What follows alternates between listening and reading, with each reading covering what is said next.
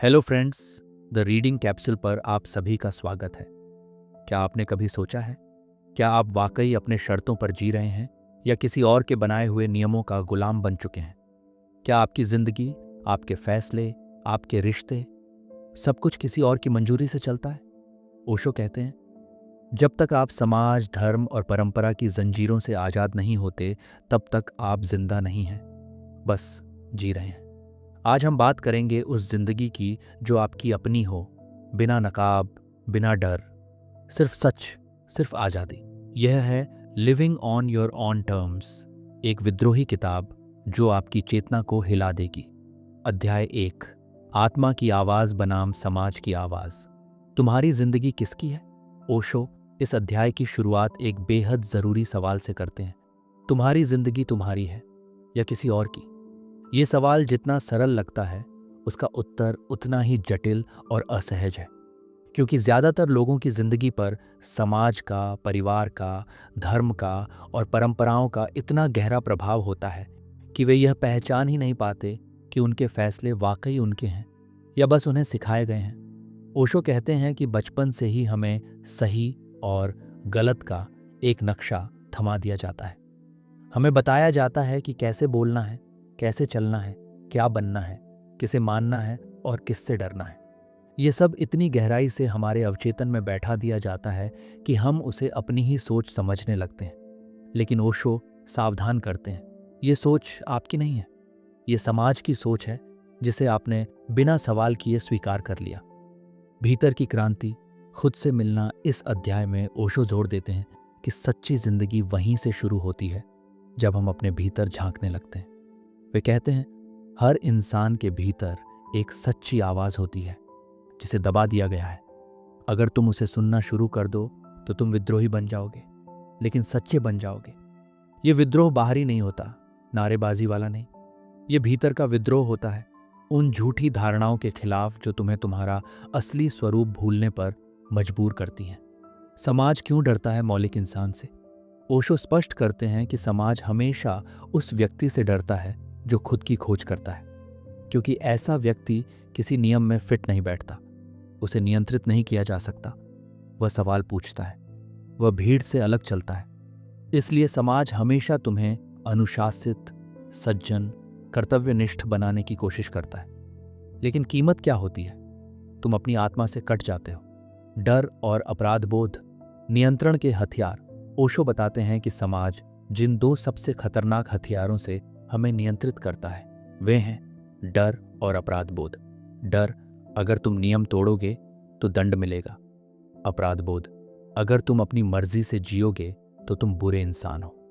और धीरे धीरे यह डर इतना गहरा हो जाता है कि व्यक्ति खुद ही अपनी जेल बन जाता है।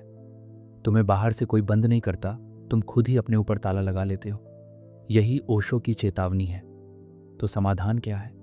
इस अध्याय के अंत में ओशो एक बेहद सरल लेकिन गहरी बात कहते हैं। खुद को जानो, अपनी आवाज़ को पहचानो और अगर ज़रूरी हो तो अकेले चलो, लेकिन सच्चे बनो। वे कहते हैं कि एक बार जब तुम अपने भीतर की सच्चाई से जुड़ जाते हो तो बाहर की सारी नकली आवाज़ें बेमानी हो जाती हैं। तुम तब सच्चे अर्थों में स्वतंत्र हो जाते हो और तभी शुरू होती है असली ज़िंदगी। अगर आज से तुम्हें किसी की राय की चिंता न करनी पड़े तो तुम अपनी ज़िंदगी कैसे जीते? सोचिए। और इसी सवाल को लेकर अगले अध्याय में मिलते हैं, जहां ओशो बात करेंगे मौलिकता क्या होती है और समाज क्यों उसे दबा देता है। अध्याय 2, मौलिकता बनाम नकल। क्या आप वाकई आप हैं? क्या आपने कभी सोचा है कि जो व्यक्ति आज आप बन चुके हैं वो आपकी अपनी रचना है या दूसरों की बनाई हुई एक प्रति? इस अध्याय में ओशो हमें सीधा और कड़वा सच दिखाते हैं। तुम्हारे भीतर जो कुछ भी है वह ज़्यादातर उधार लिया हुआ है। आपकी मान्यताएं, आपकी नैतिकता, यहाँ तक कि आपकी पसंद और नापसंद, क्या यह सब सच में आपके अपने हैं या समाज, स्कूल, धर्म, माता पिता और टीवी के माध्यम से आप में डाले गए प्रोग्राम हैं? ओशो इस अध्याय में मौलिकता की बात करते हैं, उस मौलिकता की जो जन्मजात होती है लेकिन जिसे हम बड़े होते होते खो देते हैं। मौलिकता, जन्मजात गुण या अर्जित उपलब्धि। ओशो मानते हैं कि हर इंसान एक अनूठी चेतना लेकर जन्म लेता है। हर व्यक्ति की एक विशेष सुगंध होती है, एक विशेष संगीत। लेकिन समाज का पूरा ढांचा इस मौलिकता को कुचलने के लिए तैयार बैठा होता है। बचपन से ही हमें यह सिखाया जाता है कि जैसे सब करते हैं वैसे करो, भीड़ का हिस्सा बनो, अलग मत दिखो। और धीरे धीरे हम अपनी मौलिकता को छिपाना शुरू कर देते हैं, क्योंकि हमें सिखाया गया है कि अलग होना खतरनाक है। ओशो पूछते हैं, अगर गुलाब का फूल सूरजमुखी बनने की कोशिश करे तो क्या वह कभी खिल पाएगा? ठीक वैसे ही जब आप किसी और जैसे बनने की कोशिश करते हैं, तब आप अपने वास्तविक स्वरूप को खो बैठते हैं। क्यों डरता है समाज मौलिक व्यक्ति से? ओशो गहराई से बताते हैं कि मौलिक व्यक्ति समाज के लिए असहज करने वाला होता है। क्यों? क्योंकि वह नकल नहीं करता, वह सवाल पूछता है। वह हाँ कहने के बजाय क्यों पूछता है। वह प्रामाणिक होता है और इसी वजह से उसका अस्तित्व समाज की झूठी व्यवस्था के लिए खतरा बन जाता है। मौलिकता तुम्हें आज़ाद बनाती है, लेकिन समाज गुलामों से प्रेम करता है। ओशो यह भी बताते हैं कि जो मौलिक होता है वह अकेला होता है, लेकिन यह अकेलापन एक आशीर्वाद होता है, क्योंकि वही अकेलापन अंततः तुम्हें अपने भीतर ले जाता है, जहाँ सच्चा मौन, सच्चा आनंद और सच्ची स्वतंत्रता है। नकल की जिंदगी, एक मृत जीवन। इस अध्याय में ओशो हमें चेताते हैं, अगर तुम अपने जीवन को सिर्फ दूसरों की नकल करते हुए जीते हो तो तुम जीवित नहीं हो, तुम बस फंक्शन कर रहे हो, मशीन की तरह। वह कहते हैं कि आजकल इंसान बायोलॉजिकल रोबोट बन गया है, सोचता भी है तो उधार की सोच से। उसे मालूम ही नहीं कि उसके भीतर क्या संभावनाएं हैं, क्योंकि उसने कभी खुद को खोजने का साहस ही नहीं किया। तो क्या करें?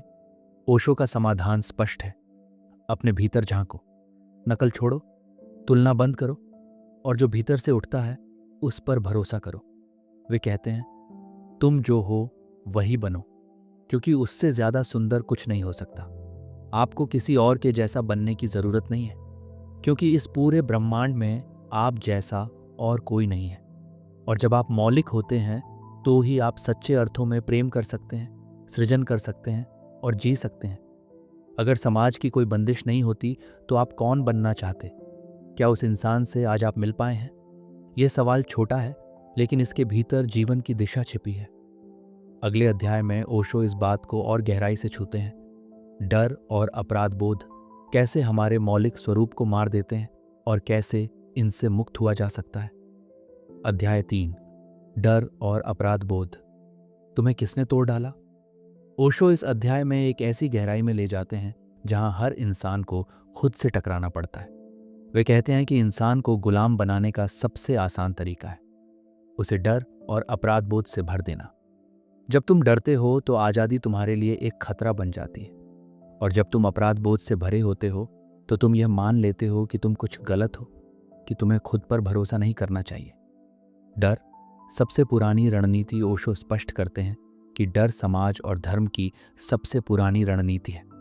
बचपन से ही हम सुनते हैं, ऐसा मत करना, भगवान नाराज हो जाएगा, ये पाप है, नरक मिलेगा। और इस तरह धीरे धीरे हमारे भीतर एक अंधेरा उग आता है जिसमें हम अपनी ही स्वतंत्रता से डरने लगते हैं। डर हमें नियमों में बांधता है, डर हमें औसत बना देता है, अपने भीतर झांकने से रोकता है, क्योंकि वहाँ समाज के बनाए हुए नकली नक्शे नहीं हैं, वहाँ सिर्फ तुम हो और तुम्हारा असली रूप। अपराध बोध सबसे सूक्ष्म जड़। ओशो कहते हैं कि डर तो फिर भी बाहर से आता है, लेकिन अपराध बोध भीतर बैठ जाता है। जब कोई बच्चा अपनी स्वाभाविक ऊर्जा से कुछ करता है, जैसे जोर से हंसना, दौड़ना, नाचना या सवाल पूछना, तो समाज उसे बदतमीज, अशिष्ट या अशुद्ध कहता है।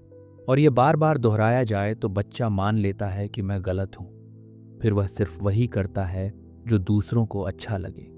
वह अपने भीतर की आवाज़ को अनसुना करता है, क्योंकि उसे लगता है कि उसकी इच्छाएं ही गुनाह हैं। यही अपराध बोध है, अपने अस्तित्व से असहमति। ये दोहरा जड़ कैसे काम करता है?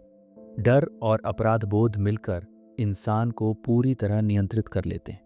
डर उसे बाहर की व्यवस्था से बांधता है और अपराध बोध भीतर की ऊर्जा को नष्ट करता है। ओशो कहते हैं, जिस व्यक्ति को खुद से ही घृणा हो गई हो वह कभी विद्रोह नहीं कर सकता। और यही समाज चाहता है, आज्ञाकारी नागरिक, आज्ञाकारी भक्त, आज्ञाकारी बच्चे। लेकिन कभी भी स्वतंत्र आत्मा नहीं। तो समाधान क्या है? ओशो इस अध्याय में जो रास्ता दिखाते हैं वह आसान नहीं है, लेकिन ज़रूरी है। सबसे पहले डर को देखो, उसे समझो। जब तक तुम डर से भागते रहोगे वह तुम्हें नियंत्रित करता रहेगा। दूसरा, अपराध बोध को पहचानो और उसे त्याग दो। अपराध बोध तुम्हें बीमार बना देता है, मानसिक रूप से, भावनात्मक रूप से और आध्यात्मिक रूप से। तीसरा, खुद को स्वीकार करो, जैसा भी तुम हो उसी रूप में।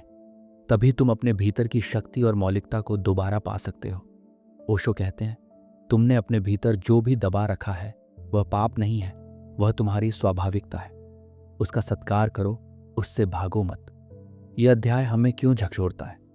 क्योंकि इसमें हमें खुद से मिलना पड़ता है, उस हिस्से से जिसे हम डर और अपराध बोध के अंधेरे में दबा चुके हैं। यह अध्याय एक आह्वान है। डरो मत, अपने भीतर झांको और उस मासूम बच्चे को आजाद करो जो अभी भी भीतर रो रहा है। अगर तुम अपने किसी भी डर या अपराध बोध से पूरी तरह मुक्त हो जाओ तो जिंदगी में पहली चीज क्या बदलोगे? इस सवाल को लेकर चलिए अगले अध्याय की ओर, जहां ओशो बात करेंगे धर्म बनाम धार्मिकता। क्या ईश्वर को मानना जरूरी है या खुद को जानना उससे भी ज्यादा पवित्र है? अध्याय 4, धर्म बनाम धार्मिकता। ईश्वर के डर में जीना या प्रेम में जीना। क्या आपने कभी खुद से पूछा है, क्या मैं सच में धार्मिक हूं या बस डर के कारण धार्मिक होने का अभिनय कर रहा हूं? ओशो इस अध्याय में सबसे विवादास्पद लेकिन जरूरी बात उठाते हैं। धर्म और धार्मिकता में जमीन आसमान का फर्क है। धर्म आज एक संस्था बन गया है, नियमों, रीति रिवाजों, परंपराओं और सत्ता की संस्था, जबकि धार्मिकता एक अनुभव है, भीतर से निकला हुआ, मौलिक, जीवंत और प्रेम से भरा हुआ। ओशो साफ शब्दों में कहते हैं, सच्चा धार्मिक व्यक्ति मंदिर नहीं जाता, वह अपने भीतर उतरता है। धर्म एक व्यवस्था, एक नियंत्रण। ओशो के अनुसार आज का धर्म इंसान को स्वतंत्र नहीं करता, उसे गुलाम बनाता है। वह ईश्वर के नाम पर डर पैदा करता है। वह कहता है, अगर तुम रोज पूजा नहीं करोगे तो ईश्वर नाराज हो जाएगा। अगर तुम व्रत नहीं रखोगे तो तुम्हारा भाग्य बिगड़ जाएगा। अगर तुमने हमारे ग्रंथों को नहीं माना तो तुम पापी हो। ये सब सुन सुनकर इंसान का मन ईश्वर से जुड़ता नहीं, बल्कि उससे डरने लगता है। और डर से निकला धर्म असल में धर्म नहीं, अंधविश्वास है। धार्मिकता एक व्यक्तिगत अनुभव। ओशो बताते हैं कि धार्मिकता का मतलब है सचेत रहना, प्रेम में जीना और हर पल को एक चमत्कार की तरह देखना। धार्मिकता में कोई डर नहीं होता, कोई कृपा पाने की लालसा नहीं होती। ये एक ऐसी स्थिति है जहां इंसान खुद को, जीवन को और अस्तित्व को पूरी श्रद्धा से स्वीकार करता है, बिना किसी बिचौलिए के। धार्मिकता का कोई धर्म नहीं होता, न हिंदू, न मुस्लिम, न ईसाई। धार्मिकता एक निजी द्वार है जो सिर्फ भीतर खुलता है। ओशो कहते हैं, जब तुम प्रेम से भर जाते हो, जब तुम्हारा हृदय मौन हो जाता है, तब तुम धार्मिक हो जाते हो, चाहे तुमने कोई मंत्र जपा हो या नहीं। क्यों विरोध करता है समाज ऐसे धार्मिक व्यक्ति से?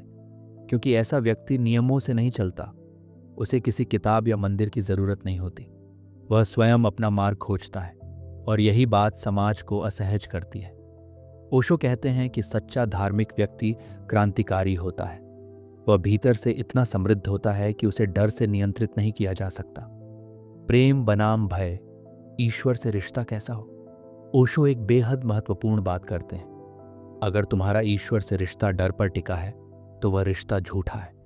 ईश्वर कोई तानाशाह नहीं जो तुम्हारी पूजा से प्रसन्न होता हो और तुम्हारी गलतियों पर नाराज हो जाए। सच्चा ईश्वर वह है जिसे तुम प्रेम कर सकते हो, महसूस कर सकते हो और अपने मौन में जान सकते हो। धर्म कहता है प्रार्थना करो, धार्मिकता कहती है प्रेम करो। तो क्या करें? ओशो का मार्ग सीधा है, धार्मिक बनो लेकिन धर्म ग्रंथों की गुलामी मत करो। अपने भीतर की मौलिकता से जुड़ो, प्रकृति से संवाद करो, मौन में बैठो, ध्यान करो, क्योंकि सच्चा ईश्वर वहां है जहां कोई शब्द नहीं होते। अध्याय के अंत में एक सवाल, अगर तुम्हें कभी किसी धार्मिक संस्था या ग्रंथ की जरूरत ही ना हो तो क्या तुम ईश्वर से मिल सकते हो? यह सवाल तुम्हें भीतर तक हिला देगा। और यही प्रश्न ओशो अगले अध्याय में गहराई से उठाते हैं। ध्यान क्या है और यह हमें अपने असली अस्तित्व से कैसे जोड़ता है। अध्याय 5, ध्यान, मौन की ओर वापसी।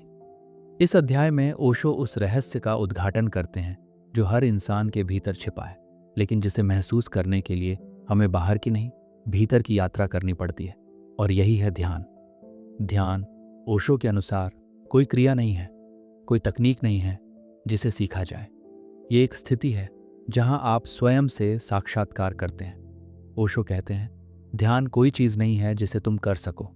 ये तो वही घटता है जब तुम कुछ भी करना बंद कर देते हो। ध्यान है क्या? हमारी सामान्य समझ में ध्यान का अर्थ है किसी मंत्र का जाप करना, किसी विशेष आसन में बैठना, सांसों को नियंत्रित करना। लेकिन ओशो इस परंपरागत सोच को तोड़ते हैं। वे कहते हैं, ध्यान का मतलब है सजगता। जब तुम पूरी तरह होश में हो, जागृत हो, तब तुम ध्यान में हो। चाहे तुम चल रहे हो, खा रहे हो, काम कर रहे हो, हंस रहे हो, अगर तुम संपूर्ण चेतना के साथ वह कर रहे हो तो वह ध्यान है। ध्यान का संबंध शरीर की मुद्रा से नहीं, बल्कि मन की मौनता से है। ध्यान क्यों जरूरी है? ओशो हमें समझाते हैं कि हमारा मन निरंतर शोर से भरा हुआ है। बीते हुए कल की स्मृतियां, भविष्य की चिंता, समाज की आवाजें और हमारी असंख्य इच्छाएं। ये भीतर का शोर ही हमें अपने वास्तविक स्वरूप से अलग करता है। ध्यान वह अंतराल है जहां मन की सारी गति रुक जाती है और उस विराम में ही पहली बार हम होना सीखते हैं। ओशो कहते हैं, ध्यान तुम्हें तुम्हारे भीतर के मंदिर में ले जाता है जहां कोई पुजारी नहीं है, कोई मूर्ति नहीं है, बस मौन है और तुम हो। ध्यान और प्रयास, विरोधाभास या पूरक। यहाँ ओशो एक बहुत ही अद्वितीय और क्रांतिकारी बात रखते हैं। ध्यान को पाने की कोशिश ही ध्यान में बाधा बन जाती है। हम हमेशा कुछ पाने की होड़ में रहते हैं और यही पाने की प्रवृत्ति हमें ध्यान से दूर करती है। ध्यान तभी घटता है जब हम छोड़ देते हैं सब कुछ।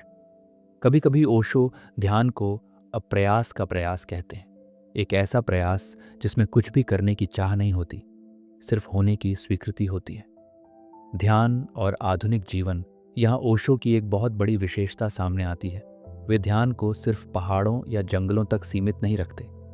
वे कहते हैं कि ध्यान को ऑफिस, परिवार, बाजार, शहर के जीवन में भी जिया जा सकता है, बशर्ते तुम होश में रहो। जब तुम खाना खा रहे हो, सिर्फ खाना खाओ, सोचो मत।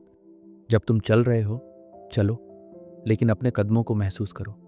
ये सजगता ही ध्यान है। ध्यान और स्वतंत्रता। ध्यान सिर्फ शांति नहीं देता, यह आज़ादी देता है।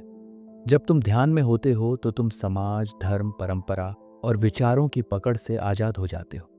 तुम सिर्फ स्वयं हो, बिना नाम, बिना पहचान, बिना लेबल। ओशो कहते हैं, ध्यान वह क्रांति है जो तुम्हें तुम्हारी असली सत्ता से मिलाती है। तो क्या करें? ओशो कोई जटिल विधियां नहीं बताते। वे केवल इतना कहते हैं, हर काम को पूरी जागरूकता से करो और धीरे धीरे वह जागरूकता तुम्हारे भीतर स्थायी हो जाएगी। ये ध्यान ही तुम्हें भीतर के मौन, प्रेम और आनंद तक ले जाएगा। अगर ध्यान में जाना मतलब है कुछ भी ना करना, तो क्या तुम सच में इतने साहसी हो कि खुद से आमने सामने बैठ सको?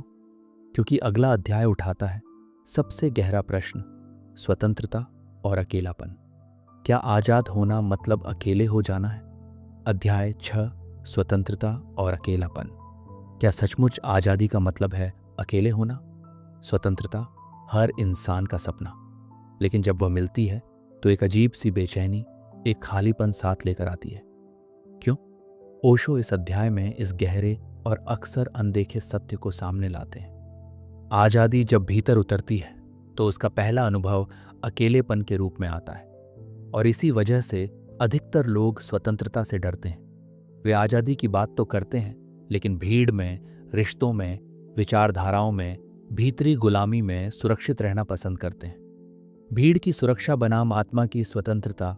ओशो हमें यह समझाते हैं कि समाज ने हमें इस तरह प्रशिक्षित किया है कि हम हमेशा किसी न किसी के सहारे जीना चाहते हैं। कभी धर्म के नाम पर, कभी रिश्तों के नाम पर, कभी संस्कृति, नैतिकता या राष्ट्रवाद के नाम पर।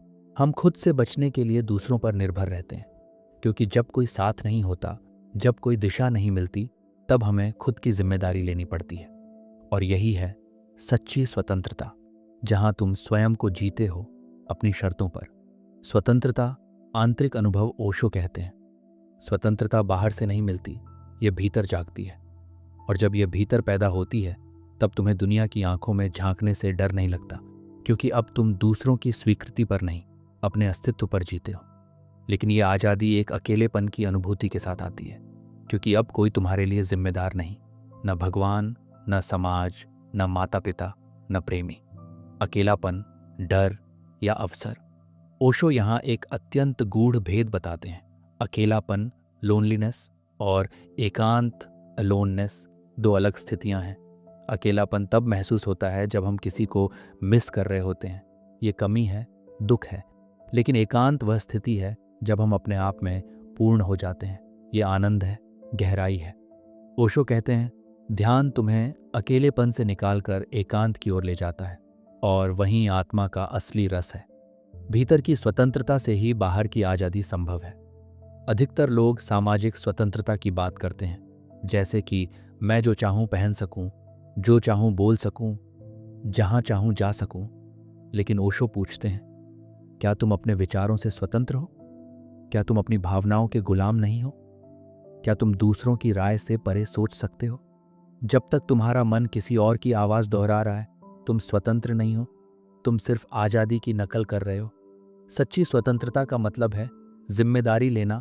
आज़ादी सिर्फ अधिकार नहीं, जिम्मेदारी भी है। जब तुम कहते हो मैं अपने ढंग से जीऊंगा, तो इसका अर्थ है मैं अपनी हर गलती, हर निर्णय, हर परिणाम का स्वामी हूं। यह साहस बहुत कम लोगों में होता है, क्योंकि यह मार्ग अकेलेपन से होकर जाता है। तो क्या करें? ओशो का उत्तर है, अकेलेपन से भागो मत, उसे देखो, महसूस करो, उसमें उतर जाओ, क्योंकि वहीं तुम्हें अपनी आत्मा की आवाज़ सुनाई देगी। ध्यान और सजगता के माध्यम से अकेलापन धीरे धीरे एकांत में बदल जाता है, और तभी तुम जीवन की सबसे सुंदर अवस्था को छू पाते हो, अपने साथ पूर्णता में होना। अगर एक दिन तुम इस संसार में बिल्कुल अकेले रह जाओ, तो क्या तुम अपनी ही संगति से संतुष्ट रह सकोगे? क्योंकि अगला अध्याय उठाता है इस प्रश्न का सबसे गहरा पहलू, संबंध और स्वतंत्रता। क्या प्यार में खुद को खो देना सही है, या खुद को बचाकर रखना ज्यादा जरूरी? अध्याय 7, प्रेम और स्वतंत्रता, टकराव या संगति। प्रेम और स्वतंत्रता, ये दो शब्द हमारे जीवन के दो सबसे गहरे सपनों को दर्शाते हैं। हम सब चाहते हैं कि कोई हमें बिना शर्त के प्यार करे, और साथ ही हम ये भी चाहते हैं कि हम आज़ाद रहें, अपनी मर्जी से जीं। लेकिन अक्सर ये दोनों इच्छाएं एक दूसरे से टकरा जाती हैं। ओशो इस अध्याय में सबसे महत्वपूर्ण सवाल उठाते हैं, क्या प्रेम में स्वतंत्रता संभव है, या प्रेम का अर्थ ही है किसी के लिए अपनी आज़ादी त्याग देना? प्रेम, अधिकार या आकाश? ओशो प्रेम को स्वतंत्रता के विस्तार के रूप में देखते हैं, न कि एक बंधन के रूप में। लेकिन समाज ने प्रेम को भी एक मालिकाना हक बना दिया है। पति कहता है तुम मेरी हो, प्रेमिका कहती है तुम सिर्फ मेरे हो। ये मेरा शब्द ही प्रेम की आत्मा को मार देता है। ओशो कहते हैं जहां अधिकार है वहां प्रेम नहीं हो सकता, और जहां प्रेम है वहां अधिकार की कोई जरूरत नहीं। स्वतंत्रता के बिना प्रेम सिर्फ एक समझौता बन जाता है। अधिकतर लोग प्रेम में सिर्फ इसलिए रहते हैं क्योंकि उन्हें अकेले रहने से डर लगता है, या समाज से मान्यता चाहिए। वे कहते हैं मैं तुम्हें प्रेम करता हूं, लेकिन भीतर से उनका प्रेम निर्भरता और भय से उपजा होता है। ओशो हमें चेताते हैं, अगर तुम प्रेम करते हो तो सामने वाले को उड़ने दो। अगर वह लौट आए तो वह तुम्हारा है, नहीं लौटे तब भी वह तुम्हारा नहीं था। सच्चा प्रेम क्लिंगिंग, चिपकने में नहीं, स्पेस देने में है। प्रेम और ध्यान, एक गहरा संबंध। ओशो बार बार इस बात पर जोर देते हैं कि जब तक तुम अपने भीतर नहीं प्रेम से भरते, तुम किसी और से प्रेम नहीं कर सकते। ध्यान के बिना प्रेम अक्सर एक प्रोजेक्शन बन जाता है। तुम सामने वाले में वही देखना चाहते हो जो तुम चाहते हो, न कि वह जो वह वास्तव में है। ध्यान तुम्हें अपने भीतर स्थिर करता है, जिससे तुम किसी और को बिना डर, बिना अपेक्षा और बिना मांग के प्रेम कर सकते हो। स्वतंत्रता, प्रेम की पहली शर्त ओशो कहते हैं। सच्चा प्रेम तब होता है जब तुम किसी को कुछ बनने के लिए बाध्य नहीं करते, बल्कि उसे वैसे ही स्वीकारते हो जैसे वह है। लेकिन यह तभी संभव है जब तुम स्वयं से संतुष्ट हो, अकेले रह सको और किसी और पर निर्भर ना रहो। यदि प्रेम स्वतंत्रता को नष्ट करता है तो वह प्रेम नहीं, बस एक भावनात्मक कैद है। और अगर स्वतंत्रता प्रेम को नष्ट कर दे तो वह स्वतंत्रता नहीं, सिर्फ अहंकार है। तो फिर रास्ता क्या है? ओशो इसका उत्तर बड़ी सरलता से देते हैं। ध्यान और प्रेम ये दोनों पंख हैं। एक तुम्हें भीतर ले जाता है और दूसरा तुम्हें बाहर से जोड़ता है। जब तुम ध्यान में होते हो तब तुम खुद से जुड़ते हो, और जब तुम प्रेम में होते हो तब तुम किसी और से ऐसे जुड़ते हो कि उसकी स्वतंत्रता भी बनी रहती है और तुम्हारी भी। यही है संपूर्णता का प्रेम, जहां कोई किसी पर निर्भर नहीं, कोई किसी का मालिक नहीं, फिर भी दोनों के बीच गहराई है, संगीत है, मौन है। तो दोस्तों, living on your on terms सिर्फ एक किताब नहीं है, ये एक जागरण की यात्रा है। ओशो हमें सिखाते हैं कि असली जिंदगी वही है जो हम अपनी शर्तों पर जीते हैं, न कि समाज, धर्म, परंपरा या डर के मुताबिक। ध्यान, मौन, स्वतंत्रता, अकेलापन और प्रेम, इन सभी को ओशो एक ऐसी गहराई से जोड़ते हैं जहां व्यक्ति भीतर से बदलने लगता है। ये किताब हमें बार बार यही याद दिलाती है, तुम जो भी हो, जैसे भी हो, तुम संपूर्ण हो, बशर्ते तुम खुद को स्वीकार कर सको। अगर इस वीडियो ने आपको कुछ सोचने पर मजबूर किया हो, अगर ओशो के विचारों ने आपके भीतर हलचल मचाई हो, तो वीडियो को लाइक करें, कमेंट में बताएं कि सबसे ज़्यादा गहराई किस बात में महसूस हुई, और चैनल द रीडिंग कैप्सूल को सब्सक्राइब करना बिल्कुल न भूलें, क्योंकि ऐसे ही गहराई भरे वीडियो, जीवन को बदलने वाले विचार और किताबों की आत्मा हम आपके लिए लेकर आते हैं।